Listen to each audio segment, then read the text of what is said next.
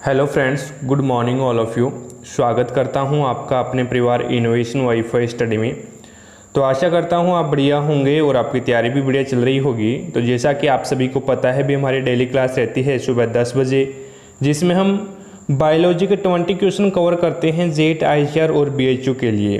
तो जितने भी फ्रेंड्स क्लास को देख रहे हैं, जिसने भी क्लास को लाइक नहीं किया तो क्लास को लाइक कर दीजिएगा। शेयर नहीं किया अपने दोस्तों के पास तो एक बार क्लास को शेयर कर दीजिएगा ताकि सभी दोस्तों को क्लास का लाभ मिल सके। चैनल पे नए हैं तो चैनल को सब्सक्राइब कर लेना, पास में लगे बेल आइकन को प्रेस कर लेना ताकि न्यू अपडेट आपको टाइम टू टाइम मिलती रहे। चलिए फ्रेंड्स, फर्स्ट नंबर क्वेश्चन देखिएगा, आपके सामने है।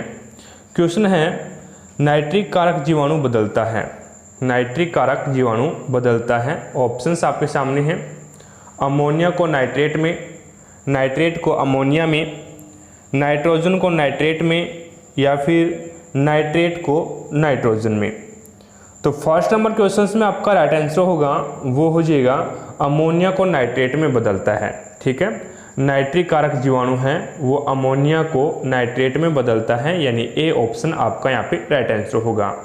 अब देख लीजिएगा थोड़ा सा, नाइट्रिक कारक जीवाणु है वो अमोनिया के नाइट्रोजन को ऑक्सीकृत करके नाइट्राइट बनाता है और फिर नाइट्राइट को क्या करेगा, ऑक्सीकृत करके नाइट्राइट में बदलेगा। ठीक है, नाइट्राइट को ऑक्सीकृत करके नाइट्रेट में बदलेगा।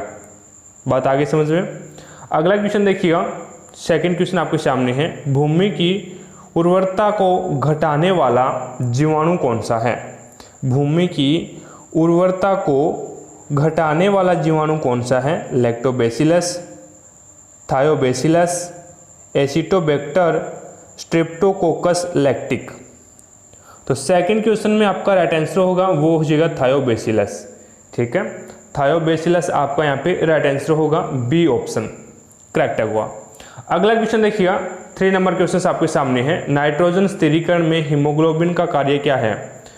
नाइट्रोजन स्थिरीकरण में हीमोग्लोबिन का कार्य क्या है? जड़ों को लाल रखना, ऑक्सीजन का अवशोषण, जीवाणुओं का पोषण, प्रकाश का अवशोषण। तो 3 नंबर क्वेश्चन में आपका राइट आंसर होगा वो हो जाएगा ऑक्सीजन का अवशोषण। ठीक है, बी ऑप्शन आपका यहाँ पे राइट आंसर होगा। नाइट्रोजन स्थिरीकरण में हीमोग्लोबिन का जो कार्य होगा, लेग हीमोग्लोबिन बोलते हैं जिसको, ठीक है ना, लेग हीमोग्लोबिन का जो कार्य होगा वो हो जाएगा ऑक्सीजन का अवशोषण। लेग हीमोग्लोबिन गांठों में पाया जाने वाला एक वर्णक होता है जो नाइट्रोजन स्थिरीकरण में विशेष रूप से सहायक होता है। ठीक है ना, ये एक गांठों में पाए जाने वाला एक वर्णक होता है जो नाइट्रोजन स्थिरीकरण में विशेष रूप से कार्य करता है या विशेष रूप से सहायक होता है। अगला क्वेश्चन देखिए, 4 नंबर क्वेश्चन आपके सामने है। दूध को जमाने में सहायक प्रोटीन, दूध को जमाने में सहायक प्रोटीन केसिन, लैक्टिक, पेप्सिन, इनमें से कोई नहीं। तो फर्स्ट नंबर क्वेश्चन में आपका जो राइट आंसर होगा वो हो जाएगा, प्रोटीन पूछा है यहाँ पे, ठीक है ना, तो केसिन प्रोटीन होगा। दूध को जमाने में सहायक प्रोटीन होता है वो होता है केसिन प्रोटीन। ठीक है, दूध में पाए जाने वाला प्रोटीन केसिन के जमने पर जीवाणुओं द्वारा किण्वन किया जाता है। ठीक है, अगला क्वेश्चन देखिए, 5 नंबर क्वेश्चन आपके सामने है। दूध के दही के रूप में जमने का कारण क्या है? दूध के दही के रूप में जमने का कारण क्या है? लैक्टोबैसिलस, स्टेफिलोकोकस, माइकोबैक्टीरियम, खमीर। तो 5 नंबर क्वेश्चन में आपका राइट आंसर होगा दूध के दही के रूप में जमने का जो कारण है वो लैक्टोबैसिलस होगा, यानी ए ऑप्शन आपका यहाँ पे राइट आंसर होगा।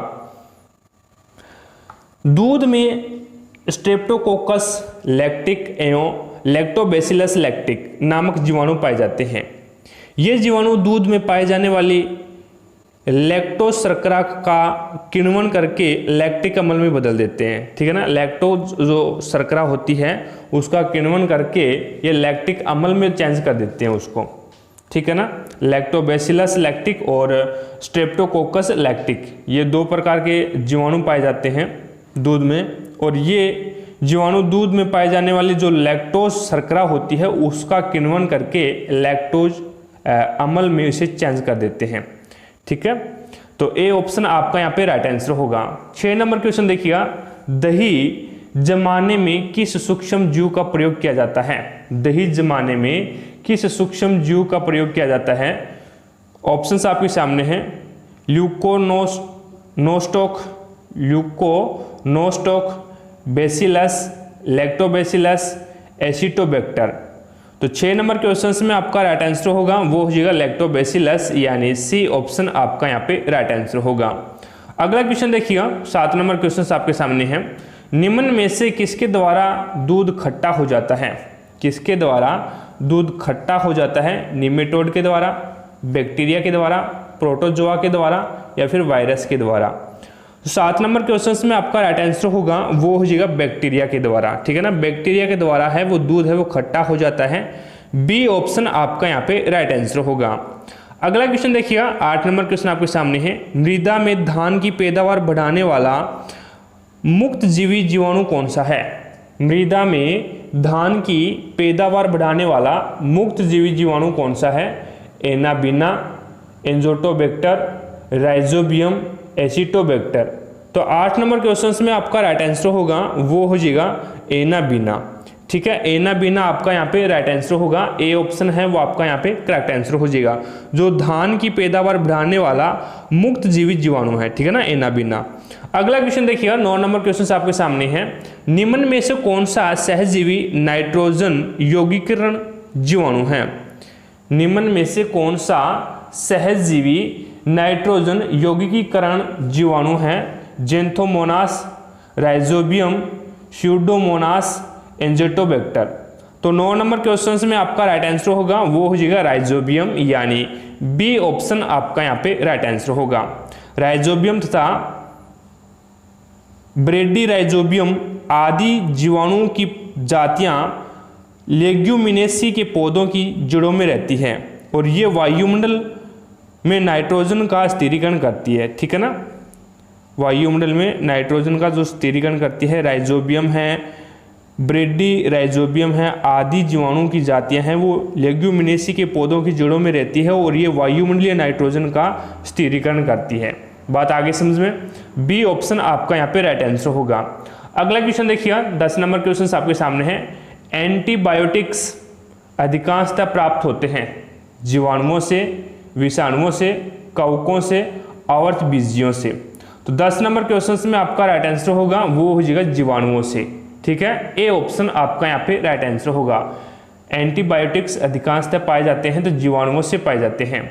अगला क्वेश्चन देखिएगा, 11 नंबर क्वेश्चन आपके सामने है, स्ट्रेप्टोमाइसिन की खोज किसने की थी? स्ट्रेप्टोमाइसिन की खोज किसने की थी? वाकसमैन ने, रॉबर्ट हुक ने, रॉबर्ट कॉच ने, लेमार्क ने। तो 11 नंबर क्वेश्चन में आपका राइट आंसर होगा वो हो जाएगा वाकसमैन ने, ठीक है, ए ऑप्शन आपका यहाँ पे राइट आंसर होगा। स्ट्रेप्टोमाइसिन की खोज किसने की थी? तो वाकसमैन ने की थी, यानी ए ऑप्शन आपका यहाँ पे राइट आंसर होगा। अब वाकसमैन ने सन 1944 में स्ट्रेप्टोमाइसिन की खोज की थी तथा इसके लिए उन्होंने नोबेल पुरस्कार से भी सम्मानित किया गया है, ठीक है ना, 1944 में खोज की थी इसकी। अगला क्वेश्चन देखिएगा, 12 नंबर क्वेश्चन आपके सामने है, डीपीटी का टीका लगाया जाता है, डीपीटी का टीका लगाया जाता है कुकर खांसी के लिए, तपेदिक में, एडिस में, गलगंड में। तो 12 नंबर क्वेश्चन में आपका जो राइट आंसर होगा वो हो जाएगा डीपीटी का टीका है वो कुकर खांसी की रोकथाम के लिए लगाया जाता है, यानी ए ऑप्शन आपका यहाँ पे राइट आंसर होगा।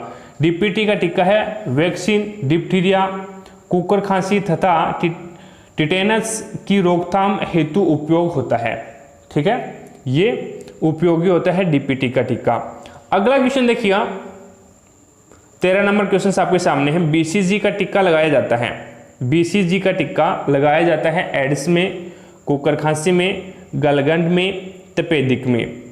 तो 13 नंबर क्वेश्चन में आपका राइट आंसर होगा वो हो जाएगा तपेदिक में, ठीक है ना, तपेदिक की रोकथाम के लिए बीसीजी का टीका लगाया जाता है, यानी डी ऑप्शन आपका यहाँ पे राइट आंसर होगा। अगला क्वेश्चन देखिएगा, 14 नंबर क्वेश्चन आपके सामने है, सभी कवक सदैव होते हैं स्वपोषी, परपोषी, मर्त परजीवी, इनमें से कोई नहीं। तो 14 नंबर क्वेश्चन में आपका राइट आंसर होगा वो हो जाएगा सभी कवक है वो सदैव परपोषी होते हैं, यानी बी ऑप्शन आपका यहाँ पे राइट आंसर होगा। ठीक है, कवक पर्ण हरिम रहित, संवहन उत्तक रहित व केंद्रक युक्त होते हैं तथा इनका जनन है वो बीजाणुओं द्वारा होता है और ये सदैव परपोषी होते हैं। ठीक है ना, कवक का जो जनन होता है वो बीजाणुओं द्वारा होता है और ये कवक पर्ण हरिम रहित, संवहन उत्तक रहित व केंद्रक युक्त होते हैं। ठीक है, तो बी ऑप्शन आपका यहाँ पे राइट आंसर होगा। अगला क्वेश्चन देखिए, 15 नंबर क्वेश्चन आपके सामने है। क्वेश्चन है कवकों द्वारा भोज्य पदार्थ किस रूप में संचित होता है। कवकों द्वारा भोज्य पदार्थ किस रूप में संचित होता है। तेलकायों के रूप में, ग्लाइकोजन के रूप में, अल्कोहल के रूप में, स्टार्च के रूप में। तो 15 नंबर क्वेश्चन में आपका राइट आंसर होगा वो हो जाएगा कवकों द्वारा भोज्य पदार्थ है वो ग्लाइकोजन के रूप में संचित होता है, यानी बी ऑप्शन आपका यहाँ पे राइट आंसर होगा, ग्लाइकोजन के रूप में। ठीक है, कवकों द्वारा संचित भोज्य पदार्थ ग्लाइकोजन एवं वसा के रूप में संचित होता है। ठीक है, अगला क्वेश्चन देखिए, 16 नंबर क्वेश्चन आपके सामने है। वनस्पति जगत में गैर हरित विषम पोषित पौधे होते हैं। वनस्पति जगत में गैर हरित विषम पोषित पौधे होते हैं शैवाल, कवक, फरण, मोश।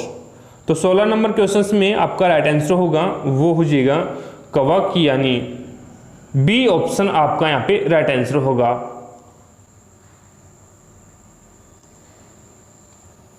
अगला क्वेश्चन देखिए, 17 नंबर क्वेश्चन आपके सामने है। पेनिसिलियम को किस फफूंद नाम से जाना जाता है। पेनिसिलियम को किस फफूंद नाम से जाना जाता है। लाल फफूंद, काली फफूंद, नीली व हरी फफूंद और सफेद फफूंद। तो 17 नंबर क्वेश्चन में आपका राइट आंसर होगा वो हो जाएगा नीली व हरी फफूंद के नाम से जाना जाता है, यानी सी ऑप्शन आपका यहाँ पे राइट आंसर होगा। ठीक है, पेनिसिलियम को है वो नीली व हरी फफूंद के नाम से जाना जाता है। अगला क्वेश्चन देखिएगा, 18 नंबर क्वेश्चन आपके सामने है। कवकों में प्रजनन कितने प्रकार का होता है। कवकों में प्रजनन है वो कितने प्रकार का होता है। 3, 4, 2, 5। तो कवकों में प्रजनन 3 प्रकार का होता है। ठीक है, ए ऑप्शन आपका यहाँ पे राइट आंसर होगा। कवकों में प्रजनन 3 प्रकार का होता है। कौन कौन सा। वर्दी प्रजनन हो गया, अलैंगिक प्रजनन हो गया और लैंगिक प्रजनन हो गया। ये 3 प्रकार के प्रजनन होते हैं कवकों में। अगला क्वेश्चन देखिए, 19 नंबर क्वेश्चन आपके सामने है। पनीर निर्माण में काम आने वाली कवक कौन सी है। पनीर निर्माण में काम आने वाली कवक कौन सी है। ऑप्शन है पेनिसिलियम, कोमोबर्टी, राइजोबस, मयूकर, एस्परजिलस। तो 19 नंबर क्वेश्चंस में आपका जो राइट आंसर होगा वो हो जाएगा पेनिसिलियम कोम्बोबर्टी। ठीक है, पनीर निर्माण में काम आने वाला कवक कौन सी है।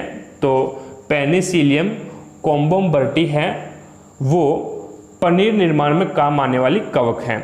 ए ऑप्शन आपका यहाँ पे राइट आंसर होगा। अगला क्वेश्चन देखिएगा, आज की क्लास का लास्ट क्वेश्चन है।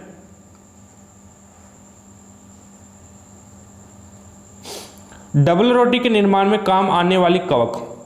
डबल रोटी के निर्माण में काम आने वाली कवक कौन सी है। ऑप्शंस आपके सामने हैं। जाइगो, सिकेरोमाइसिस, राइजोपस, स्टोल पिकर,